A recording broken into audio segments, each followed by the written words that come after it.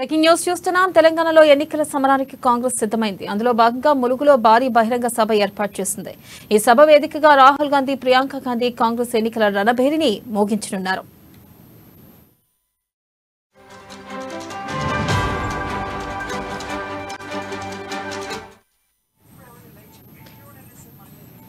ఇక ములుగు జిల్లా రామపాలయంలో రాహుల్, ప్రియాంక గాంధీ పర్యటన సందర్భంగా భద్రతా బలగాలు భారీగా మోహరించారు.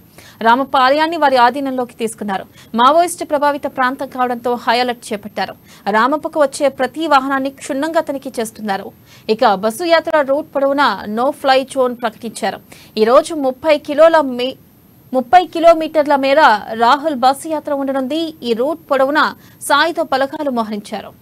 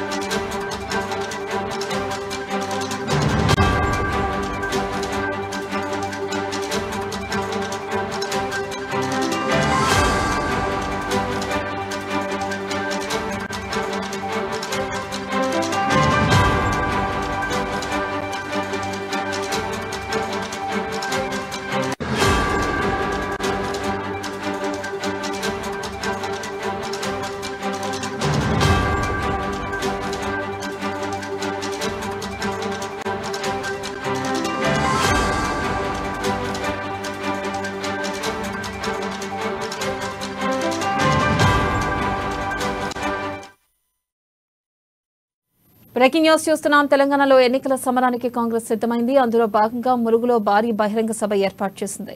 ఈ సభ వేదికగా రాహుల్ గాంధీ, ప్రియాంక గాంధీ కాంగ్రెస్ ఎన్నికల రణపేరుని మోగించనున్నారు.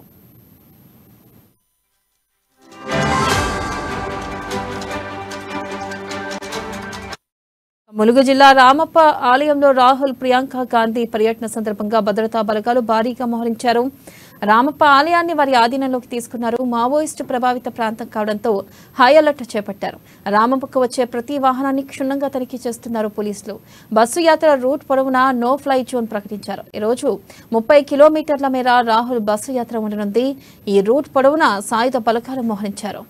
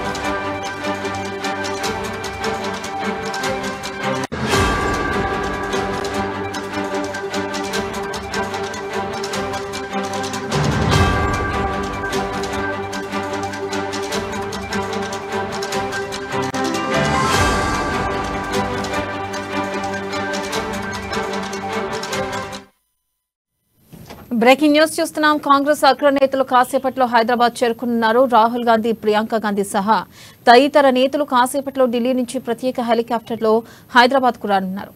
వారికి స్వాగతం పలికేందుకు టీ కాంగ్రెస్ నేతలు బేగంపేట విమానాశ్రయానికి చేరుకున్నారు.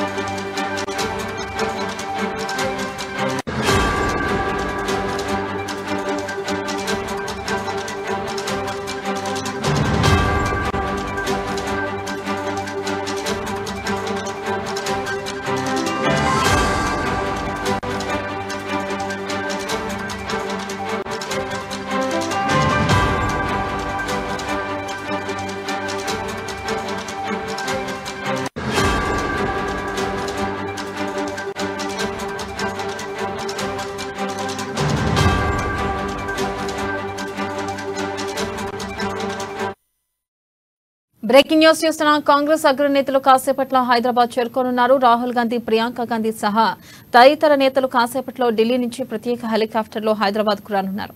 వారికి స్వాగతం పలికేందుకు టీ కాంగ్రెస్ నేతలు బేగంపేట విమానాశ్రయానికి చేరుకున్నారు. ఇక దీనిపై మరింత సమాచారాన్ని మా ప్రతినిధి హరీష్ లైవ్ ద్వారా అందిస్తారు. హరీష్, చెప్పండి. ఒక రకంగా కాంగ్రెస్ పార్టీ ముందంజలో పోతూ ఉంది. ప్రధానంగా చూసుకున్నట్టయితే ఈ రోజు రాహుల్ గాంధీ, ప్రియాంక గాంధీ పర్యటన నేపథ్యంలో భారీ బహిరంగ సభ కూడా ఏర్పాటు చేశారు. ప్రధానంగా ఈ బహిరంగ సభలో ఏ అంశాలపై ప్రస్తావించే అవకాశం ఉందంటారు? లేదా మేనిఫెస్టో గురించి ఏమైనా మాట్లాడే అవకాశాలు ఉన్నాయా? అప్డేట్స్ ఏంటి? థ్యాంక్ యూ వెన్నెల. మరి కాసేపట్లో అగ్రనేతలు రాహుల్ గాంధీ, ప్రియాంక గాంధీ బేగంపేట ఎయిర్పోర్ట్కు చేరిపోతున్న క్రమంగా వచ్చు. అయితే కాంగ్రెస్ పార్టీకి సంబంధించి బస్సు యాత్ర విజయ్ బేరి పేరుతో బస్సు యాత్ర నిర్వహిస్తుంది. ప్రచారాలను కూడా ఈ బస్సు యాత్ర వేదికగానే ముమ్మరం చేస్తున్న ప్రయత్నం కావచ్చు. ఇప్పటికే ములుగు జిల్లా నుంచి కూడా బస్సు యాత్ర ప్రారంభిస్తున్న నేపథ్యం కావచ్చు. అక్కడ స్థానిక ఎమ్మెల్యే సీతక్క ఆధ్వర్యంలో కూడా బహిరంగ సభ కావచ్చు, బస్సు యాత్రకు సంబంధించి కూడా పూర్తి ఏర్పాట్లు కూడా పూర్తయ్యాయని చెప్పవచ్చు. ప్రధానంగా ఏదైతే బేగంపేట ఎయిర్పోర్ట్ నుంచి కూడా రాహుల్ గాంధీ, ప్రియాంక గాంధీ ఇక్కడి నుంచి ప్రత్యేక హెలికాప్టర్లో మా ములుగు జిల్లాకు చేరుకుంటారు. అక్కడ రామప్ప ఆలయంలో కూడా ప్రత్యేక పూజలు చేస్తారు. కాంగ్రెస్ పార్టీ ఏదైతే విజయబేరి సభావేదిక తీసుకొచ్చిన 6 గ్యారంటీల కార్డుకు ప్రత్యేక పూజలు నిర్వహించిన అనంతరం కూడా అక్కడి నుంచి రామానుజపురం, ములుగు జిల్లాలోని రామానుజపురం గ్రామం చేరుకుంటారు. అక్కడ బహిరంగ సభ ఉన్న నేపథ్యం కావచ్చు. ప్రధానంగా కాంగ్రెస్ పార్టీకి సంబంధించి కూడా ఇదే బస్సు యాత్ర వేదిక కూడా ప్రచారాలను ముమ్మరం చేస్తుంది. ఈ నేపథ్యంలో డోర్ టు డోర్ క్యాంపెయిన్ కావచ్చు, బస్సు యాత్రకు సంబంధించి కూడా ఇప్పటికే ప్రకటించిన 3 డిక్లరేషన్లతో పాటు 6 గ్యారంటీలు ఏదైతే సోనియా గాంధీ ప్రకటించిన 6 గ్యారంటీల హామీలను కూడా ప్రజలకు వివరించే విధంగా కూడా ప్రచారాలను ముమ్మరం చేస్తున్న నేపథ్యంలో మరి కాసేపట్లో ఈ బస్సు యాత్ర ప్రారంభం కానున్న నేపథ్యం కావచ్చు. అంటే మొత్తంగా 8 నియోజకవర్గాలకు సంబంధించి కూడా ఈ బస్సు యాత్ర కొనసాగుతున్న క్రమం కావచ్చు. ఈరోజు రామప్ప ఆలయం నుంచి కూడా బస్సు యాత్ర ప్రారంభమైన నేపథ్యంలో ములుగు జిల్లాకు సంబంధించి అక్కడ సభ ఏర్పాటు ఉంటుంది. ఆ సభలో కూడా ప్రత్యేకంగా రాహుల్ గాంధీకి సంబంధించి కూడా మహిళలకు సంబంధించి పలు అంశాలపైన కూడా ప్రసంగించే అవకాశం కనిపిస్తుంది. ఇప్పటికే అదే వరంగల్ సభా వేదిక కూడా రైతులకు సంబంధించిన రైతు డిక్లరేషన్ కూడా కాంగ్రెస్ పార్టీ ఇచ్చిన నేపథ్యం కావచ్చు. ఇక్కడ హైదరాబాద్ వేదిక కూడా యూత్కి సంబంధించి యూత్ డిక్లరేషన్ ఇచ్చిన నేపథ్యం కావచ్చు. అలాగే 4 చేయూత పథకం ద్వారా కూడా పథకాన్ని కూడా ప్రకటించిన నేపథ్యం కావచ్చు. తుక్కుగూడ సభా వేదిక ద్వారా కూడా ఎస్సీ ఎస్టీ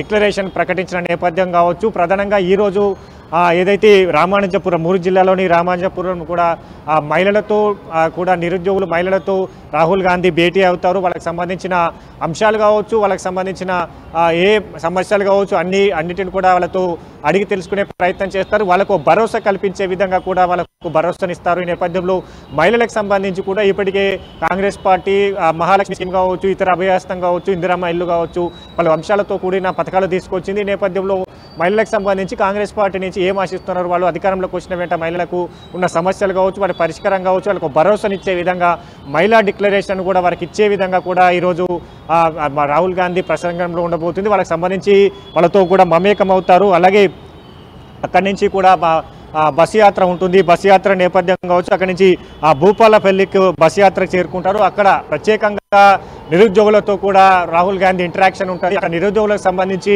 ఇప్పటికే తెలంగాణ వ్యాప్తంగా జరిగిన అన్ని పోటీ పరీక్షలు కావచ్చు, 10వ తరగతి పేపర్ లీకేజ్ అంశం కావచ్చు, పలు అంశాల్లో కూడా ఆ నిరుద్యోగులంతా నష్టపోయారు. ఈ నేపథ్యంలో ఏదైతే గత ప్రభుత్వం కావచ్చు లక్ష ఉద్యోగాల పేరుతో కూడా అధికారంలోకి వచ్చిన నేపథ్యం కావచ్చు, దాన్ని ఇక్కడ ఇంప్లిమెంట్ చేయలేని నేపథ్యం కావచ్చు, ఇలాంటి అంశాలను వాళ్ళతో మమేకం అవుతారు, వాళ్ళకు చర్చిస్తారు. ఈ నేపథ్యంలో నిరుద్యోగులకు సంబంధించి కూడా ఎలాంటి ఉండబోతుంది, వాళ్ళకు భరోసా ఇచ్చే విధంగా కూడా రాహుల్ గాంధీ నిరుద్యోగులకు సంబంధించి ఇంటరాక్షన్ ఉంటుంది. అక్కడి నుంచి ఎల్లుండి అక్కడే రాత్రి భూపాలపల్లిలోనే రాహుల్ గాంధీ ఉండబోతున్నారు. అలాగే ఎల్లుండి సంబంధించి భూపాలపల్లి నుంచి మంతని వరకు కూడా కాంగ్రెస్ బస్ యాత్ర కొనసాగుతుంది. అక్కడ రాహుల్ గాంధీ తో అంటే మొత్తంగా కాంగ్రెస్ పార్టీ ముఖ్య నేతలంతా కూడా ఈ బస్ యాత్రలో ప్రారంభమైన నేపథ్యం అయితే నేతల్లో కూడా ఐక్యత ఉన్నదనగా ప్రజలకు వివరించే విధంగా కూడా ఈ బస్ యాత్ర కొనసాగుతున్న నేపథ్యం కావచ్చు. అలాగే అక్కడి నుంచి కూడా కరీంనగర్కు బస్ యాత్ర ఉంటుంది. కరీంనగర్లో అక్కడి నుంచి కరీంనగర్ వేదిక కూడా అక్కడ ఏదైతే దానికి సంబంధించిన అక్కడ ప్రజలతో కూడా మమేకం అవుతారు. అక్కడి నుంచి నిజామాబాద్కు బస్ యాత్ర కొనసాగుతుంది. నిజామాబాద్లో కూడా రామగుండం సంబంధించి కూడా అక్కడ ఏదైతే నిజామాబాద్కి సంబంధించి పసుపు రైతులు కావచ్చు, చెరుకు రైతులు కావచ్చు, షుగర్ ఫ్యాక్టరీ కార్మికులు కావచ్చు, ఇంకా గల్ఫ్ బాధితులు కావచ్చు, ఇక వానికి సంబంధించిన అక్కడ వాళ్ళతో మమేకం అవుతారు, వాళ్ళతో ఇంటరాక్షన్ ఉంటుంది. అలాగే కరీంనగర్ సంబంధించి కూడా సింగరేణి కార్మికులతో కూడా వాళ్ళు రాహుల్ గాంధీ భేటీ అవుతారు. ఈ నేపథ్యంలో ప్రధానంగా అందరూ ఇక్కడ నిరుద్యోగులు, రైతులు కావచ్చు, గల్ఫ్ బాధితులు కావచ్చు, పసుపు బోర్డు ఇప్పటికే కేంద్ర ప్రభుత్వం కూడా పసుపు బోర్డు ఇస్తామంటూ కూడా అనౌన్స్ చేసిన నేపథ్యం కావచ్చు, ఆ పసుపు బోర్డుకు సంబంధించిన రైతులు కావచ్చు, పసుపు రైతులు కావచ్చు, చెరుకు రైతులు కావచ్చు, ముఖ్యంగా వాళ్ళతో ఇంటరాక్షన్ ఉంటుంది. ఇక నిరుద్యోగులతో ఇంటరాక్షన్ ఉంటుంది.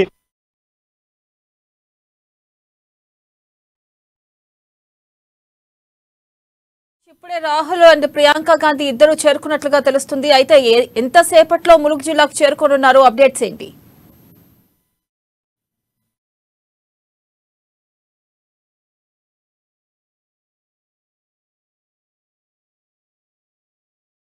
ఆలయం వద్ద కూడా పెద్ద ఎత్తున కూడా ఏర్పాట్లు చేయడం జరిగింది. ప్రధానంగా రాహుల్ గాంధీ వచ్చే క్రమంలో కావచ్చు ఒక గంట పాటు కూడా అక్కడ అందరినీ దర్శనాలు కూడా నిలిపివేసిన పరిస్థితి. పూర్తిగా అక్కడ పారామిలిటరీ కావచ్చు, పోలీసులు కావచ్చు, భద్రత నడుమ కూడా రామప్ప ఆలయం పెద్ద ఎత్తున భద్రత కల్పించారు. ఈ నేపథ్యంలో అంటే ఇక్కడి నుంచి నేరుగా చేరుకున్న నేపథ్యం కావచ్చు 4 గంటల 40 నిమిషాల తర్వాత కూడా 5 గంటల ప్రాంతంలో కూడా రాహుల్ గాంధీ అక్కడ చేరుకున్న నేపథ్యం కావచ్చు. అంటే ఇక్కడి నుంచి బయలుదేరిన క్రమంలో కూడా అక్కడి నుంచి నేరుగా ప్రత్యేక పూజలు చేస్తారు. ఆ పూజలు చేసిన క్రమం కావచ్చు 15 నిమిషాలు రామప్ప గుడిలోనే ఉండనున్న నేపథ్యం. ప్రత్యేక పూజల అనంతరం అక్కడి నుంచి నేరుగా ములుగు జిల్లాకు చేరుకున్న నేపథ్యం కావచ్చు. ములుగు జిల్లాకు 5 గంటల వరకు ములుగు జిల్లాకు బస్ యాత్ర కొనసాగుతుంది. ములుగు జిల్లాలో బస్ యాత్ర ప్రారంభమవుతుంది. అక్కడి నుంచి ప్రియాంక గాంధీ ములుగు జిల్లా ప్రసంగానంతరం కూడా ఢిల్లీకి వెళ్తున్నట్టుగా వెళ్లే అవకాశాలు అయితే కనిపిస్తున్నాయి. మొత్తంగా చూస్తే మొదటి విడత బస్ యాత్రకు సంబంధించి 3 రోజులు కొనసాగుతుంది. తర్వాత దసరా తర్వాత మరో విడత బస్ యాత్ర ఉన్న నేపథ్యం కావచ్చు. ప్రధానంగా కాంగ్రెస్ పార్టీ తీసుకొచ్చిన 6 గ్యారంటీలు హామీలు కావచ్చు, డిక్లరేషన్లు కావచ్చు, ఇక కాంగ్రెస్ పార్టీ అధికారంలోకి వస్తే ఏ విధంగా ప్రజలకు సంక్షేమ కార్యక్రమాలు కావచ్చు, అభివృద్ధి పథకాలు కావచ్చు ఏ విధంగా తీసుకురాగలుగుతుంది అని ప్రజలకు, రైతులకు, అలాగే నిరుద్యోగులకు భరోసా ఇచ్చే విధంగా కూడా రాహుల్ గాంధీ ప్రసంగం ఉండబోతుంది. నేపథ్యంలో తొలి విడత అంటే 2వ విడత బస్ యాత్రకు సంబంధించి కూడా అగ్ర నాయకులు కూడా ఆహ్వానించేందుకు కూడా ఇక్కడ పీసీసీ ప్లాన్ చేస్తుంది. ఇప్పటికే సోనియా గాంధీకి సంబంధించి కూడా సోనియా గాంధీ కావచ్చు, అలాగే మల్లికార్జున ఖర్గే ఏఐసీసీ అధ్యక్షుడు మల్లికార్జున ఖర్గేను కూడా ఆహ్వానించిన నేపథ్యం కావచ్చు. ఇంకా కర్ణాటక సంబంధించిన మినిస్టర్ అయితే సిద్ధరామయ్య కావచ్చు, డిప్యూటీ సీఎం డీకే శివకుమార్తో పాటు ఏఐసీసీ ముఖ్య నేతలంతా కూడా ఈ బస్ యాత్రకు ఆహ్వానిస్తున్నారు. ఎందుకంటే ఎన్నికలకు సమీపిస్తున్న తరంలో మరికొన్ని సమయమే ఉన్న నేపథ్యం కావచ్చు. ఇంకా 5 రాష్ట్రాల ఎన్నికలకు సంబంధించి తెలంగాణలో ఆఖరిగా చివరి దఫాలో ఎన్నికలు నిర్వహిస్తున్న క్రమం కావచ్చు. అంటే ఇప్పుడు బస్ యాత్ర ద్వారా అగ్రనేతలంతా కూడా ప్రచారాలకు తిప్పే ప్రయత్నం కావచ్చు. ఇంకా ఎన్నికలు సమాపిస్తున్న తరంలో కూడా అంటే చివరిగా తెలంగాణలో ఎన్నికలు జరుగుతున్న నేపథ్యం కావచ్చు. ఇంకా అగ్రనేతలంతా కూడా పర్యటన ఉంటుంది, వాళ్ళతో ప్రచారాలు ఉంటాయి, పెద్ద ఎత్తున ప్రచార కార్యక్రమాలు ఉంటాయి. అధికారమే లక్ష్యంగా వెళ్తున్న కాంగ్రెస్ పార్టీ ఈ బస్ యాత్రకు సంబంధించి కూడా పూర్తిగా ప్రచారాస్థాలుగా మలుచుకునేందుకు సిద్ధమైందని చెప్పొచ్చు. అలాగే హరీష్, మనం చూసుకున్నట్టయితే ఇంకా ఇంతవరకు సెకండ్ లిస్ట్ అభ్యర్థుల జాబితా రాలేదు. ఈ నేపథ్యంలో వారి గురించి ఏమైనా ప్రస్తావించే అవకాశం ఉందంటారా? సెకండ్ లిస్టు జాబితా స్క్రీనింగ్ కమిటీ కొనసాగుతున్న నేపథ్యం కావచ్చు, అంటే కొన్ని నియోజకవర్గాలకు సంబంధించి కూడా అక్కడ ఫ్లాష్ సర్వేలు చేసిన నేపథ్యం కావచ్చు, 50 మందితో కూడా మొదటి విడత ఆ జాబితా విడుదల చేసిన నేపథ్యం కావచ్చు, అంటే రెండో విడత జాబితాకు సంబంధించి కూడా 64 స్థానాలు ఉన్నాయి. ఈ 64 స్థానాల్లో ఏదైతే ఆ పోటాపోటీ నియోజకవర్గాలు కావచ్చు, ఇప్పటికే అక్కడ సిపిఐ సిపిఎం లెఫ్ట్ పార్టీల పొట్టు అంశం కావచ్చు, అలాగే టీజేఎస్తో చర్చలు జరిగిన అంశం కావచ్చు, ఇంకా మిగతా అంశాలన్నిటిని కూడా ఇక్కడ ఇతర నేతలు రాబోతున్న క్రమం కావచ్చు. ఈరోజు ఏదైతే ముప్పల్ నియోజకవర్గం సంబంధించి కూడా మలిపెద్ది సుధీర్ రెడ్డి బీఆర్ఎస్ మాజీ ఎమ్మెల్యేగా ఉన్నారు, తాను పార్టీలో చేరిన నేపథ్యం కావచ్చు, మిగతా రాహుల్ గాంధీ సమక్షంలో కూడా ఈరోజు రేవూరు ప్రకాష్ రెడ్డి కావచ్చు, మండవ వెంకటేశ్వర్లు కావచ్చు, ఇంకా చాలామంది బీజేపీ నేతలు బీఆర్ఎస్ నేతలంతా కూడా ఈ 3 రోజుల బస్ యాత్ర పర్యటనలో భాగంగా కూడా పెద్ద ఎత్తున చేరికలు ఉన్న నేపథ్యం కావచ్చు. అంటే వీటన్నిటిని దృష్టిలో పెట్టుకొని అక్కడ అభ్యర్థులకు సంబంధించిన బలాబలాలు కావచ్చు ఫ్లాష్ సర్వేలు చేయడం జరిగింది. ఆ సర్వే నివేదికల అనుగుణంగానే మొదటి 55 అభ్యర్థుల లిస్టు ప్రకటించిన నేపథ్యం కావచ్చు. రెండో లిస్ట్ ప్రకటించడానికంటే మరోసారి స్క్రీనింగ్ కమిటీ ఉంటుంది. కమిటీలో ప్రధానంగా ఆ బలమైన ఏదైతే గెలుపు గుర్రాలకే టికెట్లు ఇస్తాం, అన్ని సామాజిక వర్గాలకు సమన్వయం చేస్తూ కూడా టికెట్లు ఇస్తామని చెప్పిన నేపథ్యం కావచ్చు. వీటన్నిటిని దృష్టిలో పెట్టుకొని మరో సమావేశం ఉంటుంది. సమావేశంలో ఆ టికెట్ల అంశం పైన కూడా మరోసారి స్క్రీనింగ్ కమిటీ నివేదికలు సిద్ధం చేస్తుంది. దాని తర్వాత అంటే పూర్తిగా దసరా తర్వాతనే రెండో లిస్టు విడుదల చేసే అవకాశం అయితే కనిపిస్తుంది. ప్రధానంగా ఈరోజు ఈ బస్ యాత్రకు సంబంధించి కూడా అంటే మేనిఫెస్టో సంబంధించి అంశాలు ఏ విధంగా అంశాలు ఉండబోతున్నాయి పైన కూడా రాహుల్ గాంధీ ప్రకటించే అవకాశం కనిపిస్తుంది. మళ్ళా ఏదైతే బస్ యాత్రకు సంబంధించి కూడా ఇప్పటికే ఈ 6 గ్యారెంటీలు కావచ్చు, డిక్లరేషన్లు కావచ్చు, కాంగ్రెస్ పార్టీ అధికారంలోకి వస్తే ఏం చేయగలుగుతుంది, గత ప్రభుత్వాలు చేసిన తీరు కావచ్చు, ఇక్కడ బీజేపీ ప్రజా వ్యతిరేక విధానాలు కావచ్చు, తీసుకొచ్చిన మేనిఫెస్టో ప్రకటించిన ఆ మేనిఫెస్టోలో ఎంతవరకు ప్రజలకు లబ్ధి చేకూరింది, ఆ సామాజిక వర్గాలకు ఈ 2 పార్టీలు ఏం చేయగలిగాయి, కాంగ్రెస్ పార్టీ అధికారంలోకి వస్తే ఏ విధంగా లబ్ధి చేకూరుస్తుంది, కాంగ్రెస్ పార్టీ తీసుకొచ్చే పథకాలు కావచ్చు, మేనిఫెస్టోలు కావచ్చు, సబ్బండ వర్గాలకు సమన్వయం చేసే విధంగా కూడా మేనిఫెస్టో ఉండబోతున్నట్టుగా కూడా ప్రజలకు వివరించే అవకాశం కనిపిస్తుంది. ఇంకా రాహుల్ గాంధీ సమక్షంలో కూడా పెద్ద ఎత్తున చేరికలు ఉండబోతున్నాయి. ఆయన తెలంగాణలో పర్యటించిన నేపథ్యం కావచ్చు, కార్నర్ మీటింగ్లు ఉంటాయి, ఆ డోర్ టు డోర్ క్యాంపెయిన్ ఉంటుంది, ఆ చేరికలు ఉన్న నేపథ్యం ఇంటింటికి చేరుకుంటారు, 6 గ్యారెంటీలను ప్రజలకు వివరిస్తారు. ఖచ్చితంగా అధికారంలోకి వచ్చిన 90 రోజులకే ఈ 6 గ్యారెంటీల ఫైల్ పై కూడా సంతకం చేస్తున్నట్టుగా ఇప్పటికే కాంగ్రెస్ పార్టీ చెప్తున్న పరిస్థితి. ఈ నేపథ్యంలో కూడా గతంలో బీఆర్ఎస్ ప్రభుత్వం తీసుకొచ్చిన డబుల్ బెడ్రూమ్ ఇల్లు కావచ్చు, కళ్యాణ లక్ష్మి కావచ్చు, ఇతర పథకాలు ఏదైతే గతంలో ఎన్నికల ముందు కూడా మేనిఫెస్టో ఇచ్చిన KG2 ఉచిత విద్య అని చెప్పడం కావచ్చు, మిగతా డబుల్ బెడ్రూమ్ అంశం కావచ్చు, పలు అంశాలన్నిటి కూడా ఇప్పటి వరకు నెరవేర్చలేకపోయింది. దళిత బంధు ఆ స్కీమ్లో కూడా 30% కమిషన్ అనే విమర్శలు వచ్చాయి. స్వయంగా సీఎం కేసీఆర్ సొంత ఎమ్మెల్యేల పైన కూడా విమర్శలు చేసిన సంఘటనలు ఉన్నాయి. వీటన్నిటిని కూడా ప్రజలకు వివరిస్తారు. ఇక్కడ బీఆర్ఎస్ బీజేపీ ప్రభుత్వం సంబంధించి కూడా అదానీ అంబానీ పెట్టుబడుల అంశం కావచ్చు, దానికి సంబంధించి రాహుల్ గాంధీ ఇప్పటికే చిక్కుల్లో పడ్డారు, జైలుకు వెళ్లారు.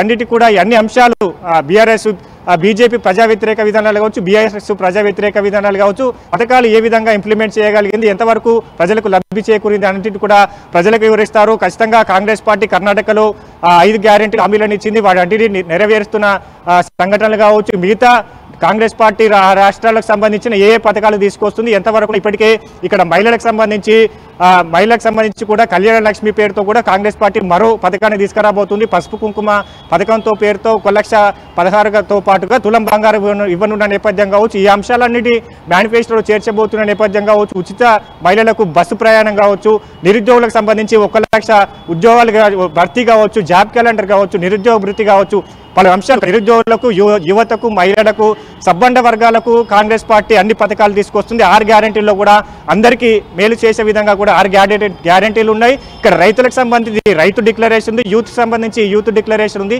ఎస్సీ ఎస్టీకి సంబంధించి ఎస్సీ ఎస్టీ డిక్లరేషన్ ఉంది. నేపథ్యంలో అందరికీ సమన్వయం చేస్తుంది కాంగ్రెస్ పార్టీ. ఇది ప్రజలకు వివరించే విధంగా, కాంగ్రెస్ పార్టీని అధికారంలోకి తీసుకొచ్చే విధంగా ప్రచారాలు ముమ్మరు చేస్తున్నాం కావచ్చు. ఇంకా రెండో విడత బస్ యాత్ర ఉంటుంది. బస్ యాత్రలో కూడా సోనియా గాంధీ ఇంకా అగ్రనేతలంతా వచ్చే అవకాశం అయితే ఉంది.